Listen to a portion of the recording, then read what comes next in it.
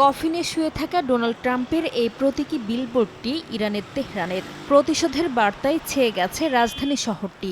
বিভিন্ন সড়কে টাঙানো বিলবোর্ডে কোথাও লেখা প্রতিশোধ অবশ্যম্ভাবী, কোথাও আবার ট্রাম্পকে সন্ত্রাসী আখ্যা দিয়ে দেয়া হয়েছে সতর্কবার্তা। যুক্তরাষ্ট্রের টানা বিমান হামলার পর এসব বিলবোর্ডের মাধ্যমে ওয়াশিংটনের বিরুদ্ধে কঠোর অবস্থান ও জবাবের অঙ্গীকার তুলে ধরছে তেহরান।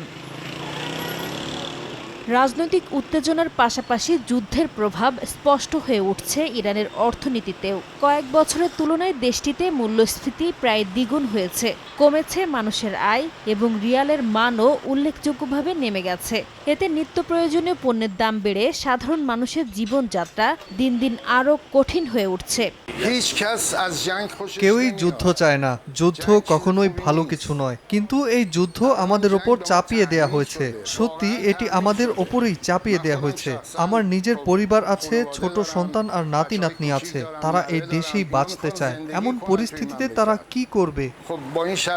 তবে অর্থনৈতিক সংকট সত্ত্বেও অনেক ইরানির মতে ভবিষ্যতে হামলা ঠেকাতে এবং প্রতিপক্ষকে শক্ত বার্তা দিতে কঠোর জবাব দেয়া জরুরি। সেজন্য প্রয়োজনে আরও অর্থনৈতিক কষ্ট সহ্য করতেও প্রস্তুত থাকার কথা জানিয়েছেন তারা।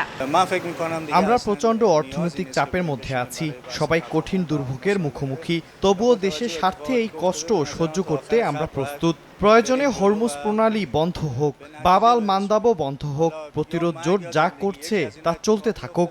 ইনশাআল্লাহ শেষ পর্যন্ত এর ফল ইরানি জাতির পক্ষেই যাবে। ইরান এখন এমন এক অবস্থায় পৌঁছেছে যেখানে আমাদের স্বার্থকে গুরুত্ব না দিলে আমরা আর কিছুই মেনে নেব না। আমার মনে হয় না এখন আর আলোচনায় বসা, সমঝোতা করা বা কোনো আপোষের প্রয়োজন আছে। গত মাসে দুপক্ষের মধ্যে স্বাক্ষরিত যুদ্ধবিরতি কার্যত ভেঙে পড়ার পর আবারও মুখোমুখি অবস্থানে যুক্তরাষ্ট্র ও ইরান। পাল্টাপাল্টি হামলার পাশাপাশি হরমুজ প্রণালী নিয়ন্ত্রণ নিয়েও উত্তেজনা আরও বেড়েছে। এতে মধ্যপ্রাচ্যে নতুন করে পূর্ণমাত্রা সংঘাতের আশঙ্কা বাড়ছে, যার প্রভাব পড়তে পারে বৈশ্বিক জ্বালানি সরবরাহ সহ বিশ্ববাজারেও। নাসরিন রুমি, সময় সংবাদ।